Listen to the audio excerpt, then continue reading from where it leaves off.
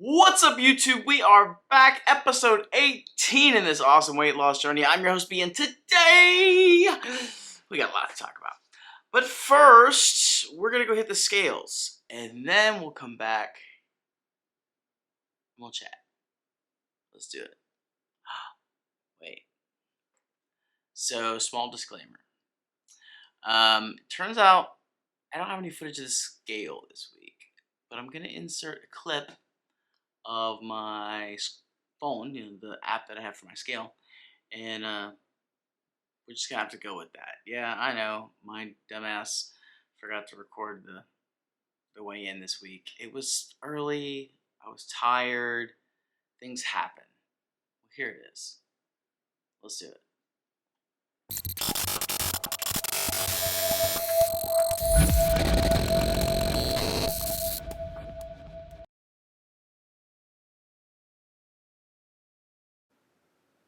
So 171.8. Oh, no.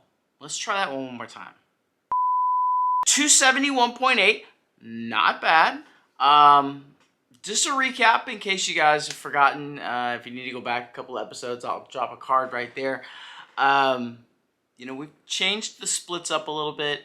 We're going through the Couch to 5K program, which has got us on a running interval training to get to 30 minutes of running, or what should be 3.11 miles or 5K.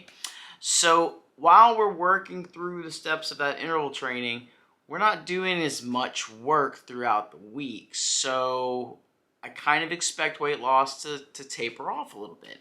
And I know I keep talking about that every week, but I'm really doing that for me as much as I am for you guys, to remind myself that we have to trust the process. It's going to happen. But we're still down 0.2. Body composition looked good this week. So I'm not mad at it. We're still trusting the process. Speaking of Couch to 5K, just finished week 2 yesterday. Today is Sunday. And that's going really well. I'm getting more comfortable running. My pace is getting more consistent. My breathing is getting more consistent. That's really the hard part when you're learning or remembering how to run for any distance or any duration of time. Just getting in a rhythm is really, really tough, and at least for me it is. And getting into a rhythm is kind of paramount, because you can just kind of turn your brain off and just zone in on the ground in front of you and just go. But that's getting better. It's getting easier. It still hurts a lot. Fat guys, I've said this before, are not designed for distance running or running in general, really. There's a lot of things going on. Body parts are flapping. You've got a large mass that's impacting the ground on a very small platform. You feel it from your toes all the way up to your hips, and then on your back the next day. So finding the right pair of shoes is pretty important. I may have identified a couple of brands. I've been doing some research, and I know I mentioned this last week on fitness running shoes that are designed for larger people, and they exist. There are some brands out there. I'm kind of going through them right now and looking, and I'll do a spot on that in a future video whenever I decide on a pair. And I'm also thinking about maybe some compression leggings, not full length leggings, but like for my shins and calves, because I've never had, knock on wood, shin splints, but I get the onset of shin splints where you start to feel that, in your lower outer tibia area. And I've heard from people that suffer from chronic shin splints that those suck. So I really don't want that to happen. I'm scared to death of that. But anyway, Couch to 5K is going fabulous. Changed leg day up a little bit this week. I decided, and if you guys follow me on TikTok, you saw this, but I decided that rather than lift on Fridays, I was going to do a leg-focused circuit day on Friday. So still getting some strength training in the legs. I'm not lifting heavy like I was, but you know what? On Saturday, when I do that last run, it's a lot less painful. So I may do that moving forward. And I did a little bit of strength at the end. You know, I went through a 20-minute circuit. And then when I got done, I did a bunch of leg press, isometric leg press. So you use one leg on a machine. You just go, go, go, go, go. I did like 4 sets of 15 in a moderate weight, probably about 60% of my max, to just really just power out the hams and quads. And it felt good, you know, it felt really good. I liked the results in terms of how I felt, how easy it was for me to move on Saturday. So I think we're going to stick to that moving forward. And speaking of moving forward, let's go check that leg day out, and then we'll come back and chat.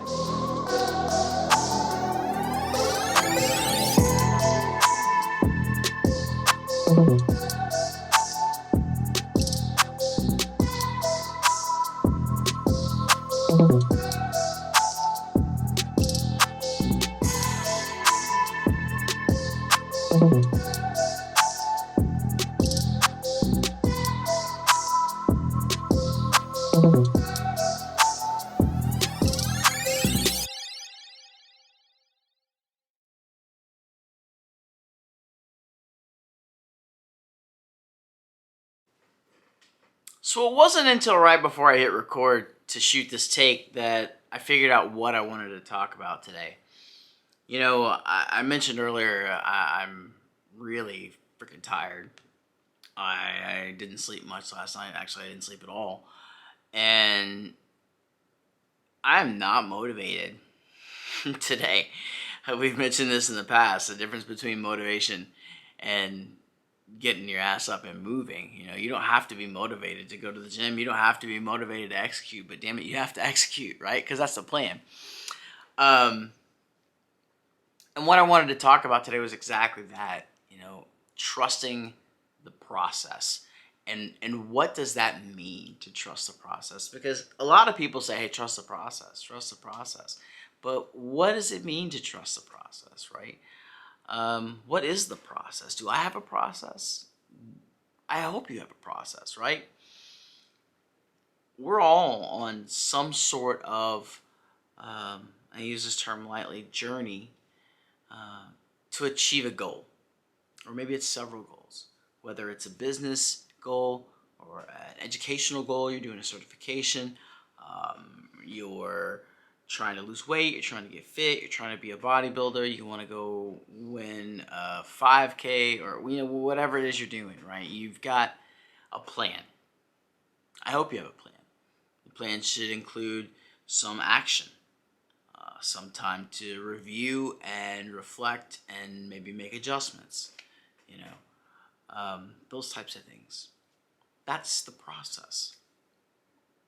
And things happen both externally and internally, right?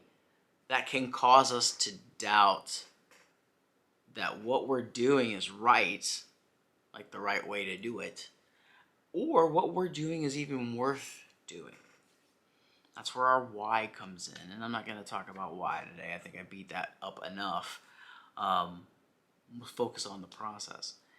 And those are those moments when you have that doubt, when that starts to seep into your head, that you have to trust that process and know that you set a plan in motion and you researched and you studied and you've seen results. They may be minor, but they're there.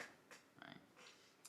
And you have to trust that what you're doing is going to work and what you're doing is worth it. And this is where persistence and that mental fortitude and that discipline that we talk about comes in.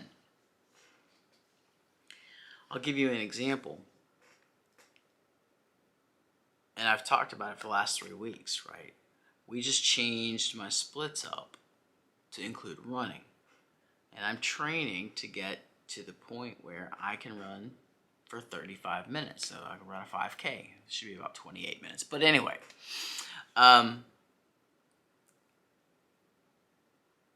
until I get to that point, I'm not going to be working out as hard as I used to.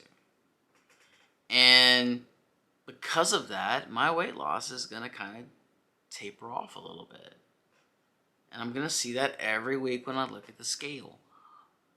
But I have to trust in the fact that what I'm doing is going to get me where I want to be.